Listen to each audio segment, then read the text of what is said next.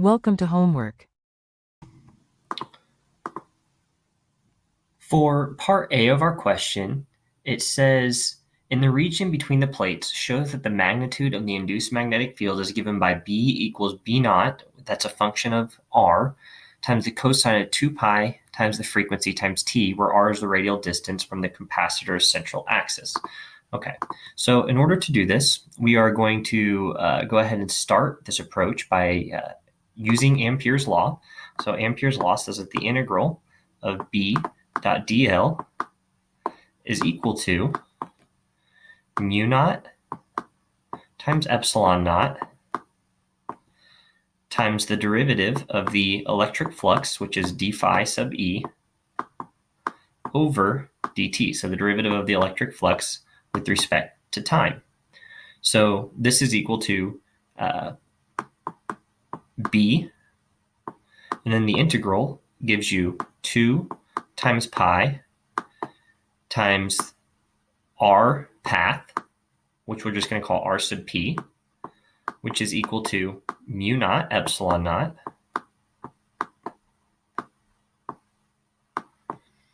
times d, and then we're just going to replace the flux with the electric flux with pi times r flux squared. So this is going to be r sub f squared times E, the electric field, and this derivative is still being taken with respect to time, dt. Okay. Well, the subscripts are used on the radial variables, so r sub p and r sub f, because there might not be an electric flux through the entire area bound by the Amperian path. The electric field between the plates is given by E equals the potential V divided by the distance D. But we were told that V here, the potential, is equal to V naught times the sine of 2 pi times the frequency F times the time T. So this is still divided by D. So now that we have this value for E, we can plug that into our equation for B and start to isolate B or solve for B, because that's the expression we're trying to find. And we see that B here is equal to mu naught epsilon naught times pi times r sub f squared divided by 2 pi r sub p. So the 2 pi r sub p was just dividing both sides of the equation by that, because it was previously multiplied by the b value. And then we're taking the derivative of E with respect to t, because the electric field is the only thing that changes with respect to time. So then we can plug our expression in for E above. So essentially we're taking the derivative of V naught over D times sine 2 pi ft. And what this gives us is we still have our mu naught epsilon naught times pi times r sub f squared, but this time it's just divided by r sub p, because the 2 pi that was inside the electric field comes outside of the electric field when we take the derivative with respect to time. Or excuse me, the 2 pi that was inside the sine term comes outside the sine term when we take the derivative with respect to t. And that gets rid of that 2 pi term on the bottom there. So we have r sub p, then we still have pi f v naught divided by d, and then the derivative of sine is cosine, so now we have cosine of 2 pi ft.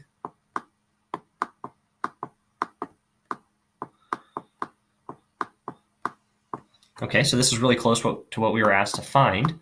Well, everything that's not a cosine term, this entire term here, well, this is just the original original magnetic field B naught with respect to the distance r. So we have this is equal to B naught of r times the cosine of 2 pi ft, frequency times time. And that was what we were asked to show for part A, so we can go ahead and box that in. Part B is broken into two parts. It says determine the expression for the amplitude B naught R of this time-dependent sinusoidal field when R is less than R naught and when R is greater than R naught. Okay, so let's start a new page for B here. So first we're going to do when R is less than or equal to R naught. In this situation, the electric flux through the area bound by the ampere loop. In this situation, there is an electric flux throughout the area bound by the ampere loop. So in this situation, our path, R sub P, is equal to our flux, R sub F, is just equal to R in general. So because of that, B naught of R less than or equal to R naught is going to be equal to mu naught epsilon naught. And now we're going to replace R sub F with R. So this is R squared divided by R sub P also gets replaced with R. So this is divided by R times pi times F times V naught over D.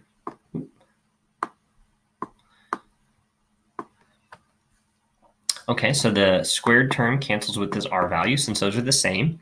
Mu naught and epsilon naught are just the electric permittivity and magnetic permittivity of free space. Those are just constants that you can look up. And we were given F in the beginning, we were given V naught in the beginning, and we were given D in the beginning. So since we know all of those terms, we can just simply plug them in, and we find that this is equal to 6.3 times 10 to the minus 11 Tesla per meter.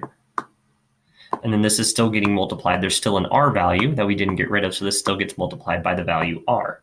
And we can box this in as our solution to the first part of part B.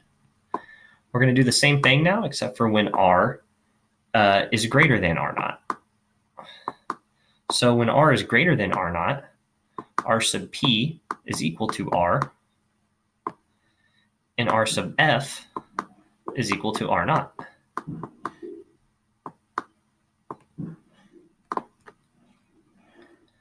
This is because there is an electric flux only on the outer radial distance of R naught, okay? So if this is true, then our value B naught for when R is greater than R naught is going to be a little bit different. So this time we're going to replace R sub P with R, and we're going to replace R sub F with R naught. So what we have here is mu naught epsilon naught still, multiplied by pi times the frequency F times V naught. And then we replaced R sub F with R naught, so this is R naught squared divided by R times D. Okay, well, again, we know everything in this expression except for R, because in the beginning we were also given R naught. Plugging those values in, we find that this is equal to 5.7